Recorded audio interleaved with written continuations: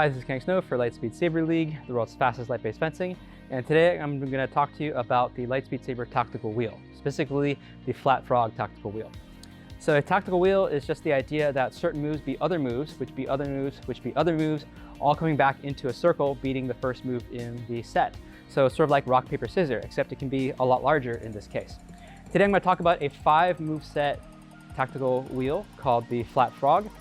Now, Lightspeed Saber actually has multiple tactical wheels, many of them even overlapping each other because it's a fairly complex game, but this is a very simple, basic one for you to start with. So let's go ahead and begin looking at the tactical wheel. The first move in the flat frog tactical wheel is the flat cut, used against a center or sash guard. So John here is in a sash guard, and a flat cut is going to be executed by turning the wrist and cutting towards the hand.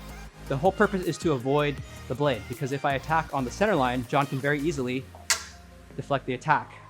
In this case, I'm actually attacking on the opposite side of his blade, whereas he's here, I'm going to actually attack from over here. Therefore, if he wants to deflect this, he has a much longer distance that he has to travel in order to get the block, all right? So as I like to tell people, if you're attacking down the line with the blade, let's say he takes a center guard, if I attack down the line like this, it's sort of like flying directly at the exhaust port on the Death Star, okay? Where it's very easy to defend.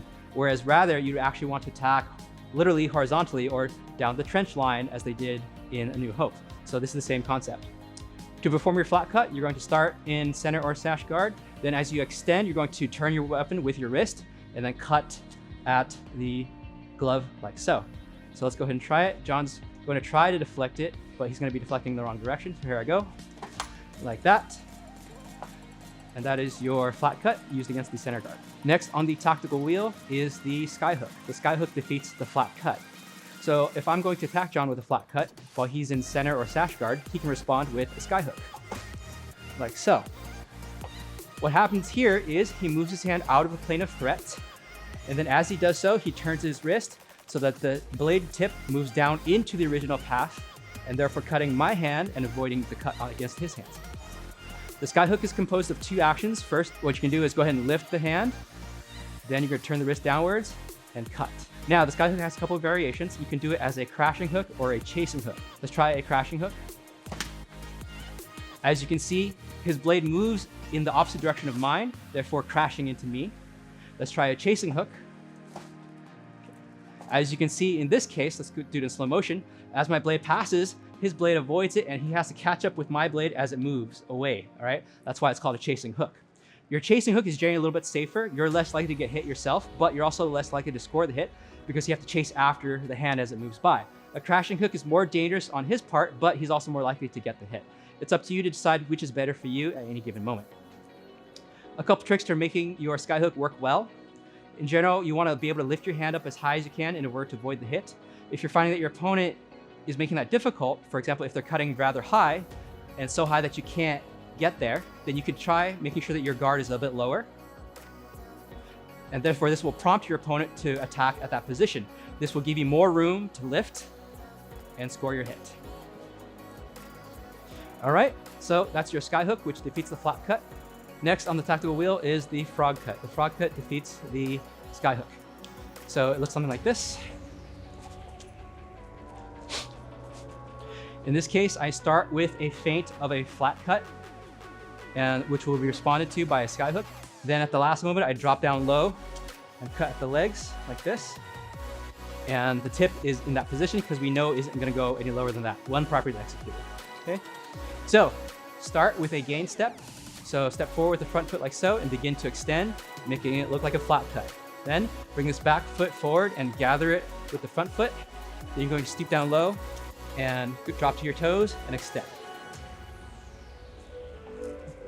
Some other variations that could work also, if your mobility isn't able to allow you to do a frog cut, is a squat cut. This could also work. And a stoop cut could also possibly work as well. And that's your frog cut. Next on the tactical wheel is the slip cut.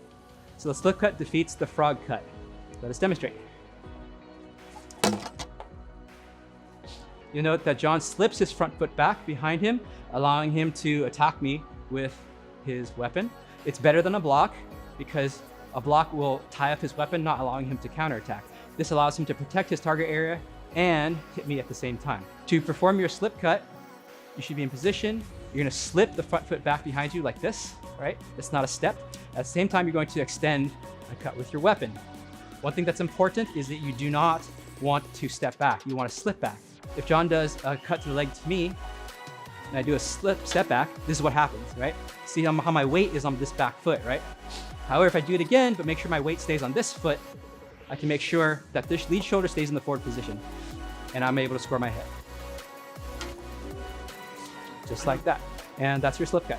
Next on your tactical wheel is the beat attack, which beats the slip cut. In this case, we know that the opponent is going to do a slip cut, or we're guessing they're going to do a slip cut. Therefore, we know that they're not going to be advancing, and therefore they're going to be in a consistent position and throwing an attack. So we know we're able to achieve either a beat or some kind of a deflector and score a three-pointer. I'm actually going to attack the weapon first, like so. I'm going to give it a lateral swipe, okay? And then I will come in and strike. On guard.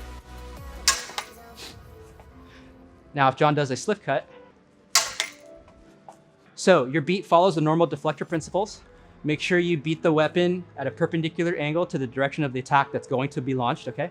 So if it's in this position, that means it's probably going to be a vertical cut, right?